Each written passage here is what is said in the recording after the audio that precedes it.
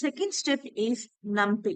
నంపే అనేది మనకు extension of Python. So, ఏదైతే పైథాన్‌లో మనం చేయలేని మ్యాథమెటికల్ ఆపరేషన్స్ ఉంటాయో, సో, అవన్నీ మనం ఇక్కడ చేస్తాం. అలా అని మ్యాథ్స్ అంటే ఏదో భయపడాల్సిన అవసరం లేదిక్కడ. సో, వెరీ సింపుల్ కాలిక్యులేషన్స్ మాత్రమే మనకి ఇక్కడ ఉంటాయి. Okay.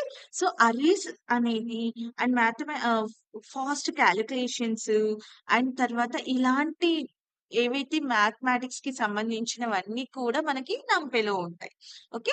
And next one is the pandas. So, pandas అంటే ఏంటి అంటే, సో, ఏదైనా డేటాని మనం ఎలా ఆర్గనైజ్ చేసాము. So, it means that so, దాన్ని టేబుల్స్ లాగా అరేంజ్ చేయడం గావచ్చు, ఫైల్స్‌లో తీసుకెళ్లడం గావచ్చు, సో, ఆ డేటాని అనాలిసిస్ చేయడం గావచ్చు. సో, ఇలాంటి పని అంతా మనకు పాండాస్ చేస్తది. సో, అందుకని ఈ రెండింటి కాంబినేషన్ అనేది మనకి చాలా ఇంపార్టెంట్. అండ్ మీకు బెస్ట్ ఎగ్జాంపుల్ చెప్పనా?